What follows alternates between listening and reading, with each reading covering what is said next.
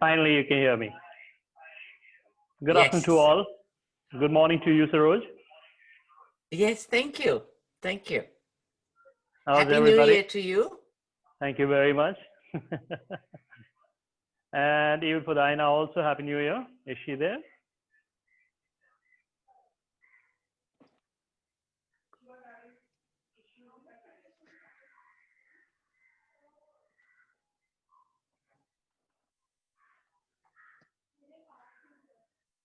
And how's everything? How's the week, Saroj? Oh, very good. Very good. Very hot here, so it feels like we're in India, literally. Okay. Otherwise our summers are rain and windy and things like that. But this time the global warming has taken turn all over in Europe. Either too much rain or too much heat. Yes, that's true. And here we have a lot of rains also here, and it's creating a havoc everywhere. So I believe Yes. 2020 has, Hello. is this really like, hi, Diana. Can you hear me, Diana?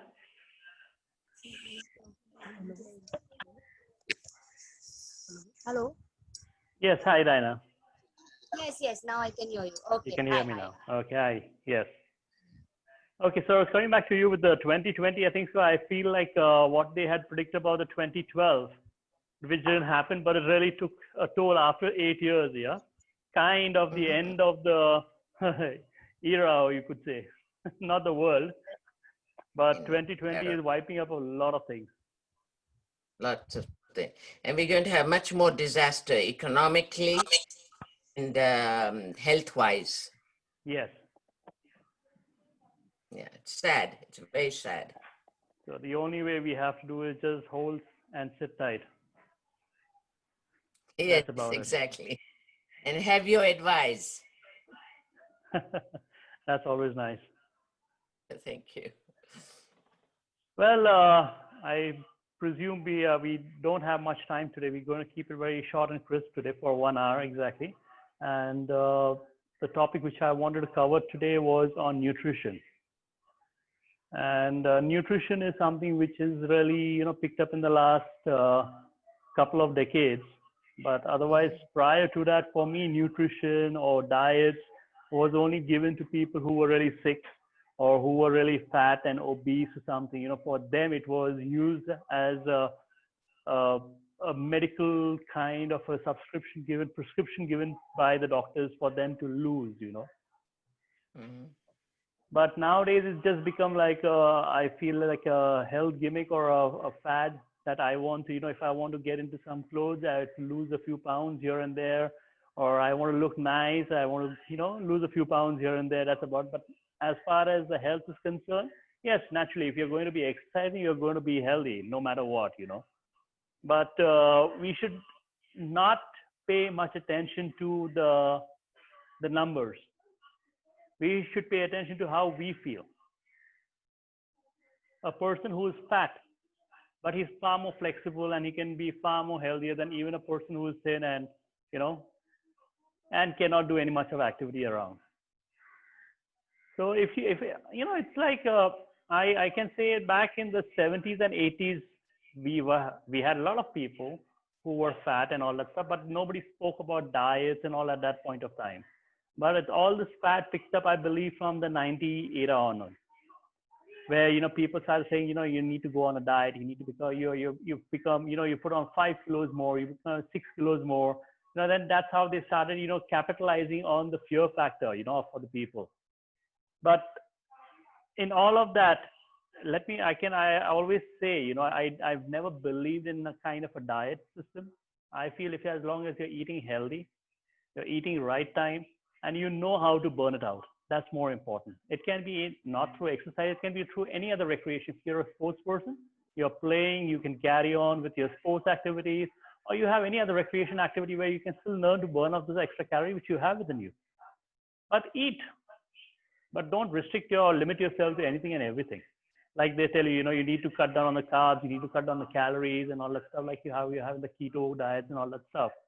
We need to avoid that kind of a thing. Just stick to what we want, how we have to go along, eat a regular food, and just be happy, you know. We blaming McDonald's, right? From 1990 onwards, McDonald's was deemed as the bad person giving fries, burgers, and all that stuff. But did you all know that McDonald's was formed in 1955? Everybody was eating fries and burgers in that time. So that time, you mean to say from 1955 to 1990, nobody was fat, nobody was obese, they were not eating that food, or they were giving them fat-free food. They were all eating the same thing. But it's just a fear factor that came along. Coca-Cola, which was being served by McDonald's, by Burger King, and all that stuff. People have been having this from the 18th century. Coca-Cola, I think, so was formed in the 1890s. And then in 1990 onwards, you're coming in, you're deeming like Coca-Cola. If you take like a 8 ounce of Coca-Cola, it has so much of sugar inside content. It is so bad for you. So people have been drinking what they've been all dead. They should be all be dead by now. So I feel it's just a fear factor that they're working on for people along. So eat anything and everything that you want, but have your limitations, have the way you want to go along with it, and go the way you are. What is your goal in mind? You know, if you want to go on a nutrition diet, or if you want to, stick to a certain regime, it is meant for people who have a certain goal in life. If a person who is obese, if a person is like a height of say 170, 180 centimeters, he weighs like around 120. That's naturally way beyond. So he needs to have a certain diet. I need to lose around 60, 70 kilos. So that is a goal that they need to do. So alone exercising is not going to help them. That is where the dietitian or a nutritionist has to come along. They always weigh out that, your diet is 80% and your exercise is only 20%. Some people say it's the other way around. It's just, again, a matter of game. It's how you see it. For me, it is a 50-50. You can eat well, you can also exercise well at the same time. But if you're not going to have things where you want it to, if you don't have a certain regime or a certain goal or a discipline in life, you can't go ahead in life. So that is what we need to work along. And that's what, today what I will be doing is I'll share some of the things that I feel would be good for a general well-being, which we require and we tend to miss out on. And what is certain myths about certain things, certain food items that we eat. So I'd like to share those. I'm going to share the screen so everybody can understand as to what is what and how is it to, go along with it. Now, this particular thing where it is, let me get the screen up.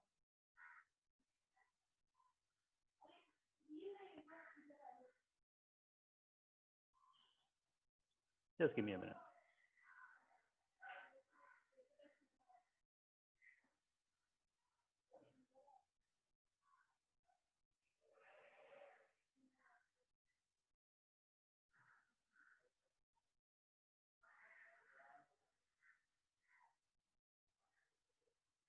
Okay.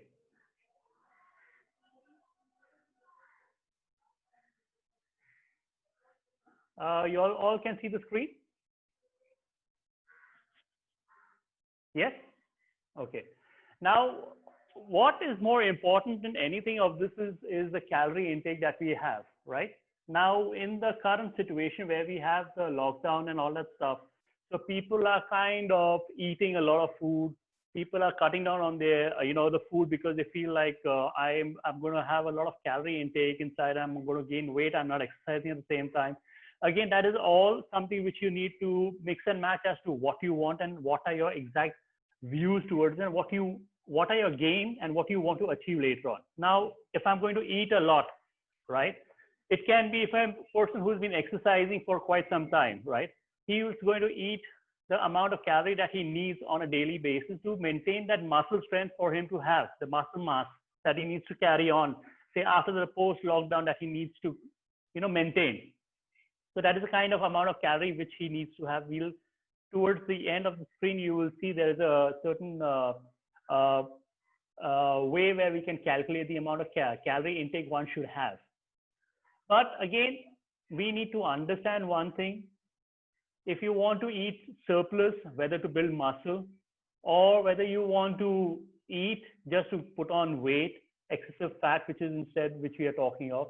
But we need to understand, I'm repeating myself over and again on this, is what is that we want to achieve, right?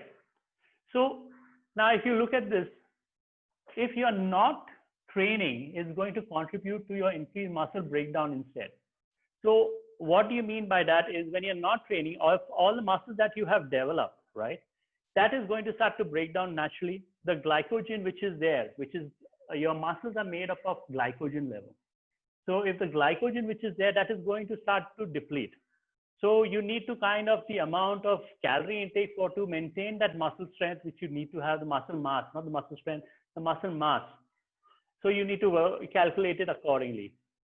Eating at a calorie surplus actually led to not only fat gain, but also increases the rate of, just a minute. Huh?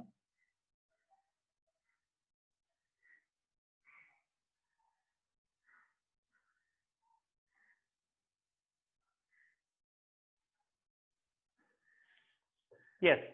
So eating at a calorie surplus actually led not only to fat gain, but also increased the rate of muscle loss, which was speculated was due to a variety of processes like inflammatory responses that occur indirectly from that fat gain.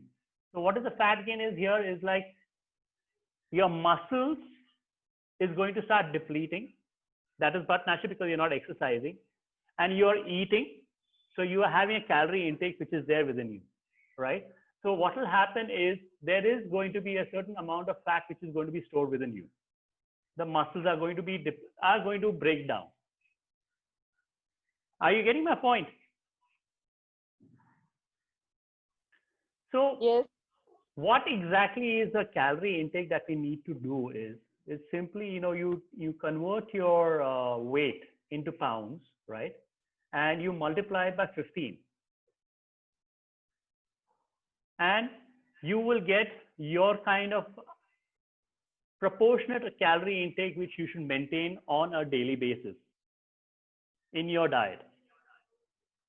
So this can vary if a person who wants to maintain his muscle mass, his calorie intake will be much higher than what it is than what he would calculate otherwise. So his would be roughly like around 700 to 1,000 calorie plus in order to maintain the muscle mass. But for a regular person, the simple calculation is just take your weight in pounds and you multiply it by 15. So this is how we have to learn to maintain our calorie intake on a daily basis.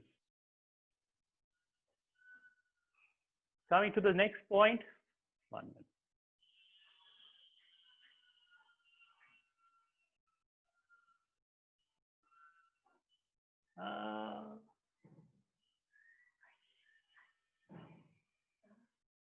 Just a minute. Huh?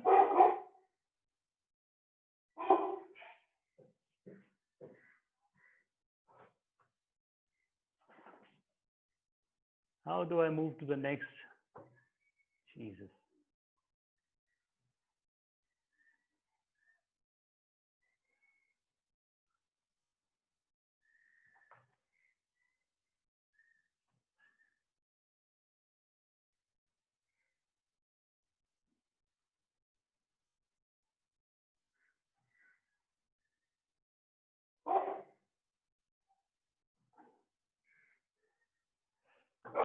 Second, from your calories, after your calories is what we talk about is the protein intake. Protein is very important for our muscles and for our general well-being as such.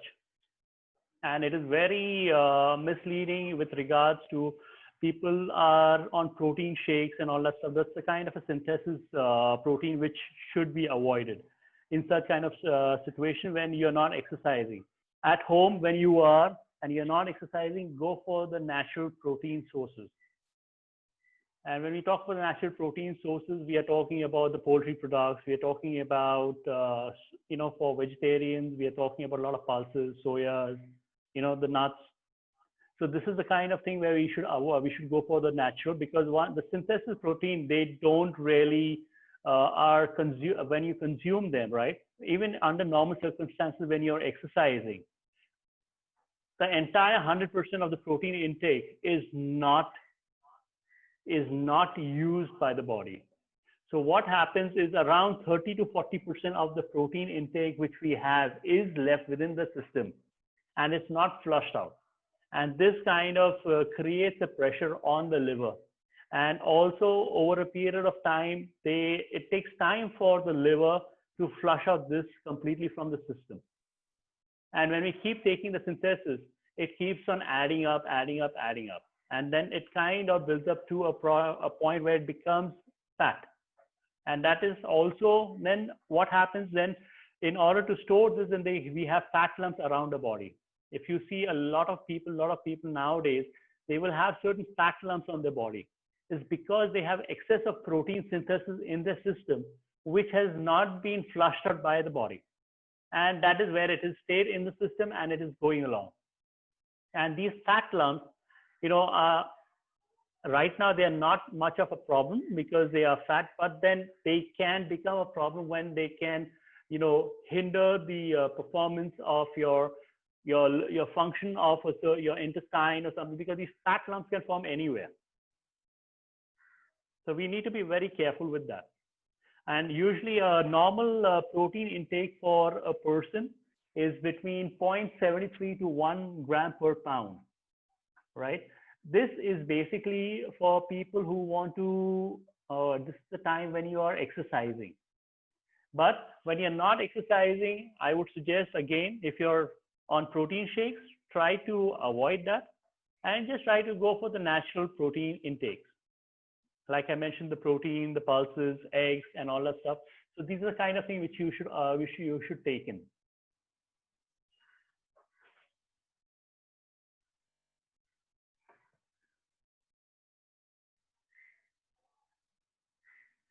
So this is basically when we talk about the calories with regards to our intake of food. We're talking about proteins. That is on the person who is more on the exercising level and all that stuff, But when we talk about on a general level now, we are talking with, I'm talking about the wrinkle factor when we get old. What are the reasons that we wrinkle up? A lot of people tend to wrinkle up with age. That is but natural. Why? Because the collagen level inside the systems, they tend to deplete, and collagen helps to maintain the skin elasticity.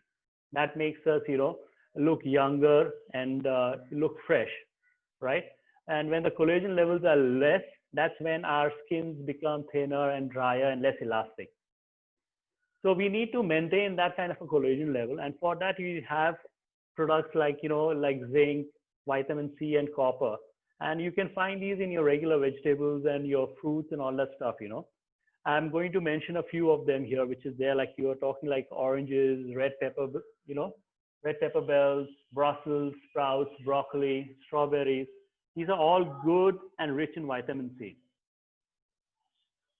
So we need to take care of our skin also with regards to from the outside. When we talk about the calories and the protein is from the inside. Let's talk from the outside is the wrinkle factor. Coming to the other food factors, which is here. When we talk about fried stuff, we all get kind of deterred by it, right? Like, no, we should not eat fried food, French fries especially, we should avoid it. Do you all know that there is a certain boiling point for any kind of an oil, beyond which if it is boiled, then that particular oil, when you talk about soya oil, when you talk about sunflower oil, or you talk about these olive oil, when they are burned beyond a certain temperature, right, they lose their potency. So they need to be, that's when they say your vegetables or your food, when you're cooking, they need to be cooked at that particular temperature in order for you to enjoy the nutrient value of the vegetable or the food that you're doing along with the oil to complement it. If you go beyond that, which always happens in a regular case, right? And that's when we'll kill all the nutrient values that we are eating. But If you want, there is, I have given the option also in one of my articles where I had said that, French fries can be easily swapped with sweet potato fries.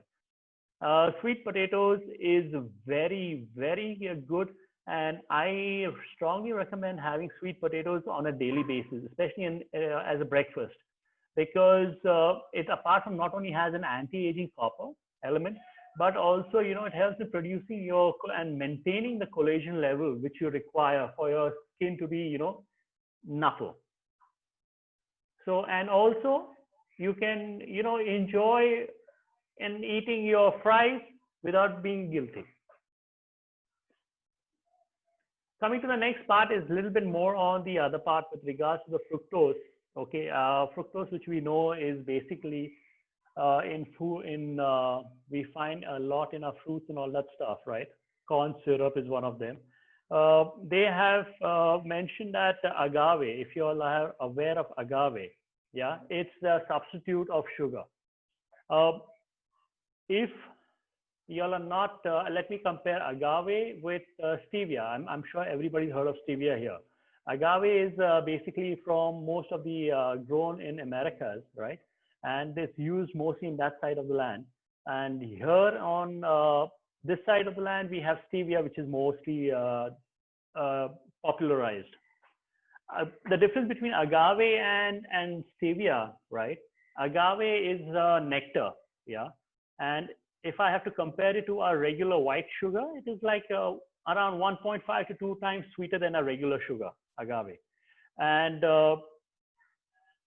stevia, which comes from those leaves, right? The leaves are not sweet, whereas compared to the agave, that nectar is sweet. But in stevia, the leaves are not sweet, but they are like around 200 times sweeter than your regular sugar.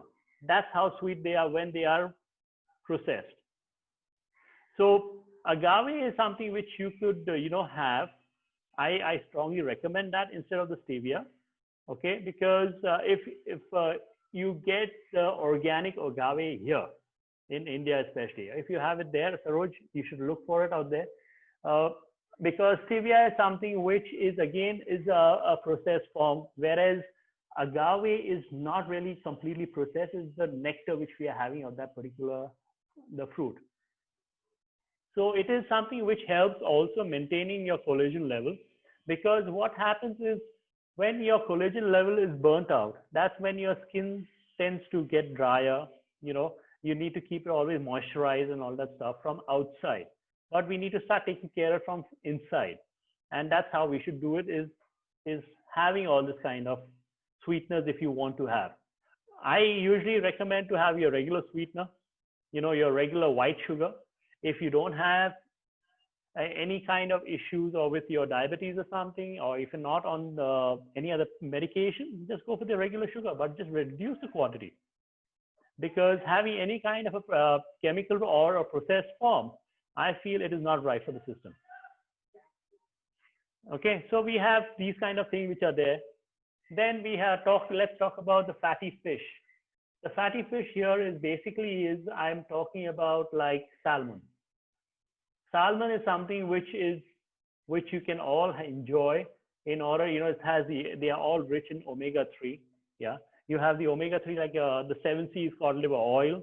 That is also available, where you can get the omega-3 for the elasticity, to maintain the body elasticity also, So this is something which is very important to keep and have on a daily basis.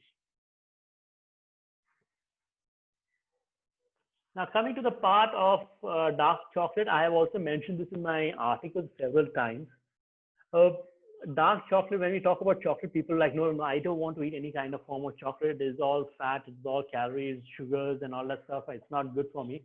But dark chocolate is something which you should have. It has a great antioxidant value to your system. Okay. It reduces your blood pressure with that, and because it's an antioxidant, right? And it has a good amount of flavanol, right? It is one of those things which makes the dark chocolate. And the flavanol is something which keeps your skin, from burning, and it keeps it much more better. and something which you can have without feeling guilty again. But again, dark chocolate, you should have it to a potency of 70% plus. Anything less than that is not good. So 70% plus of cocoa solid, which is there, which has a cocoa content, is good. Anything less than then they have substituted with sugar and all that stuff. Then we call the milk chocolate. Then we call it the white chocolate. So that's something which you should avoid. But dark chocolate is something which a lot of people don't have a taste for it nowadays because it's more on a bitter side, right? But it is something which you should all can have and really enjoy it in different forms. Coming to the next part, one of the important fruit is basically avocado. Avocados is not easily available here in India, but it is the most, for me, is the one of the best fruits that you can eat. It's it's good for the heart. Okay, Yeah. I'm back here also. Are you able to hear me? Just a minute, just a minute.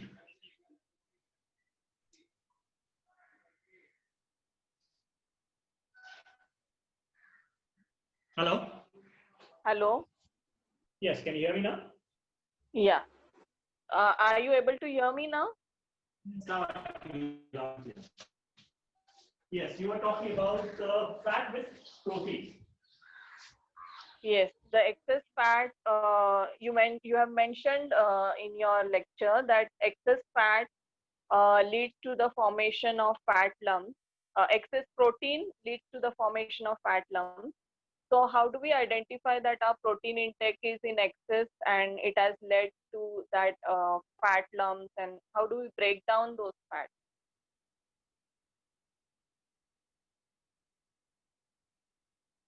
You're on mute.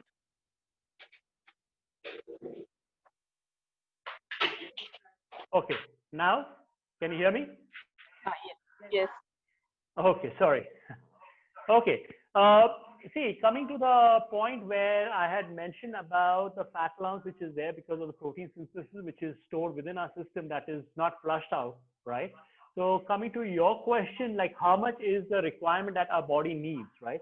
Like I had given in my earlier talk that 0.73 to 1 gram per pound of protein that you need to have, intake.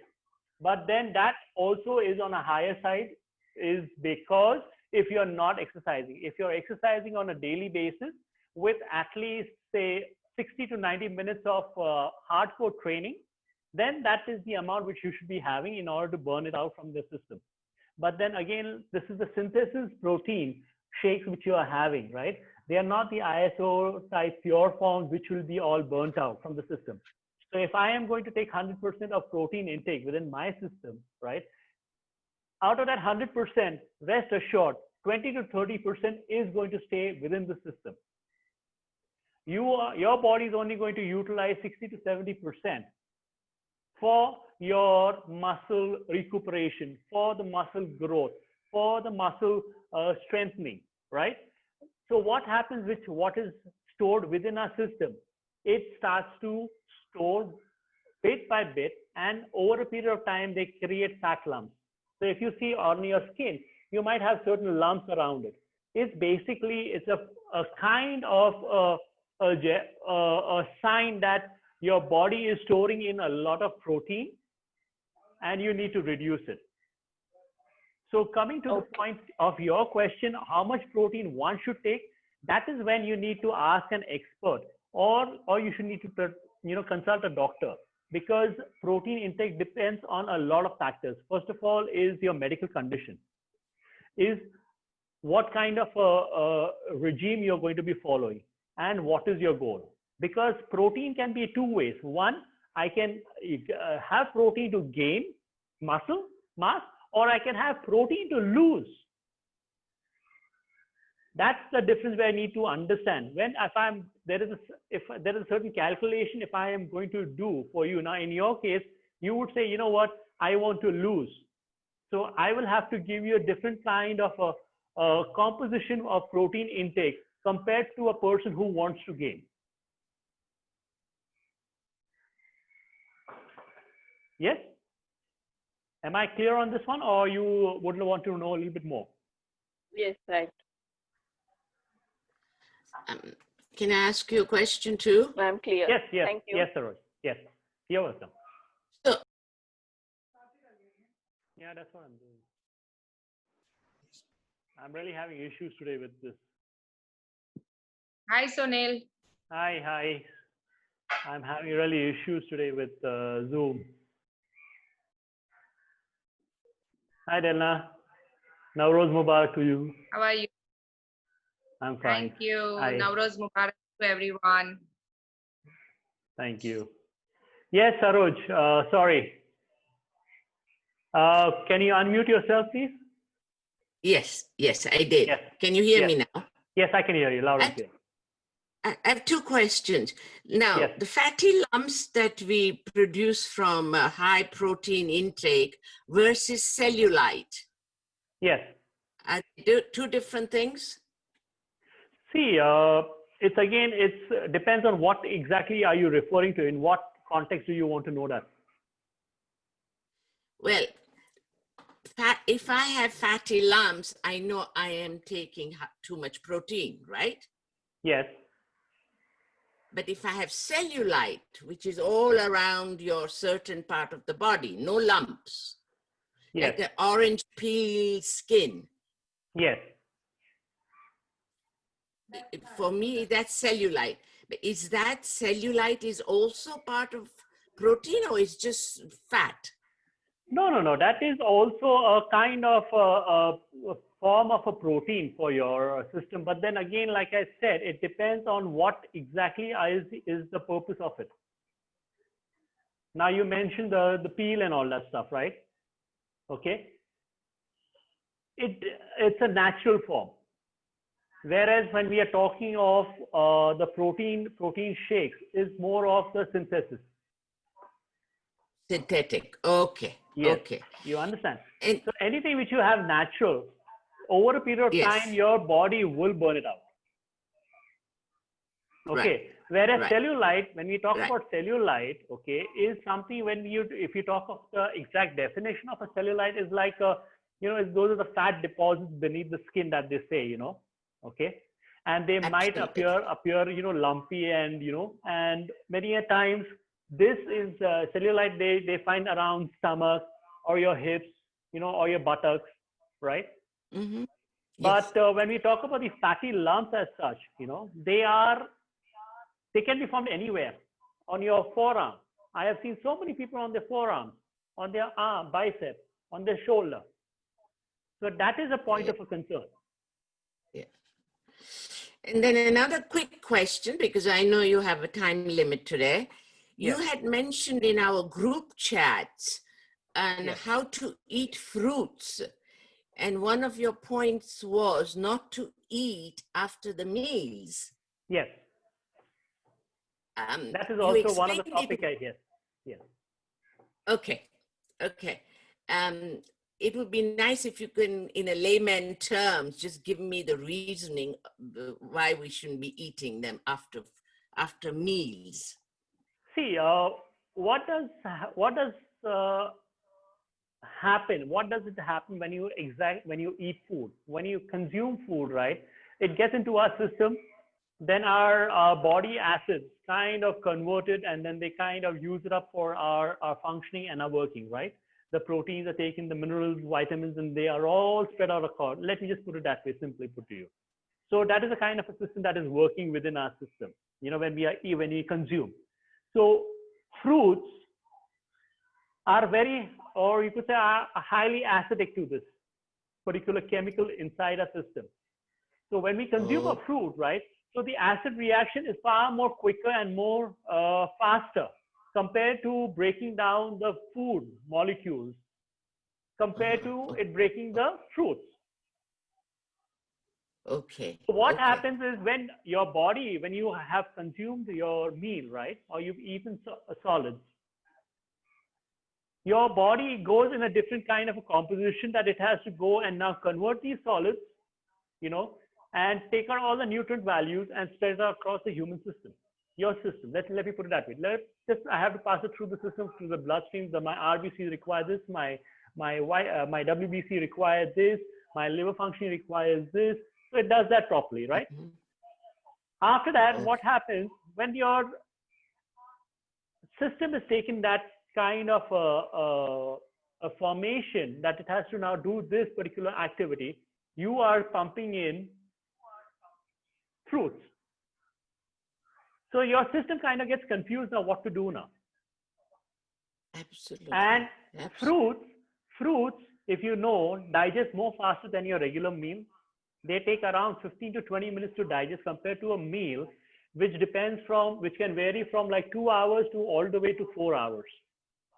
What you have consumed. If you consume like pulses or something, it will take around 2.5 hours. If you consume red meat or something, it takes around 4 hours for your body to digest it. Whereas fruits takes anything between 15 to 30 minutes to digest. And like I said, coming to the point, when we are consuming that, so when after a meal, if we consume our fruits, it right away creates the food which we have consumed, makes it acidic. It makes it acidic.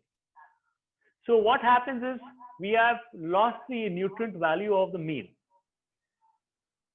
Okay. Okay.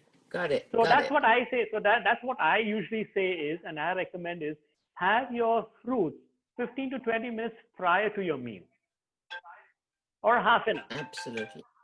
and not after, if you want to enjoy the Oh, nutrient value also. Also, another thing why I oh, had also, yes. No, but if you want to have it oh, after the meal, it has to be longer duration then, because your meal takes around 2 hours plus to digest. absolutely. Okay, understood. So Understood. like Thank you. also, if you recall, I have mentioned in one of my article also, you should not shower after your meal. Is again, you will be Yes, confusing your system, because then what happens is absolutely. when you take a shower, your blood pressure falls, and then your Mm-hmm. body has to regulate that blood pressure in your system, or it will be busy digesting your food. So that's where the complications start within the system, and we don't want that. Absolutely. We want to No, go no. systematically what is what. Mhm. I agree, but thanks to you, I've been following the fruits bit. I eat it pre meals or during the day, in between the two meals, Yes, or that is the for best thing to breakfast, have. which is for breakfast is the best way. Yes, Then you've got all the dosage of vitamins and minerals.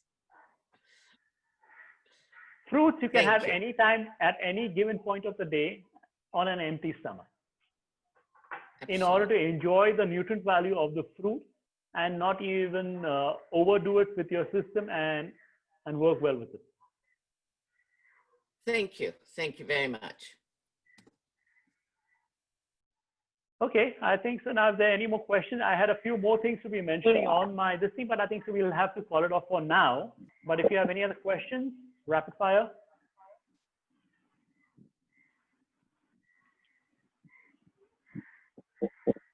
Yes? Okay.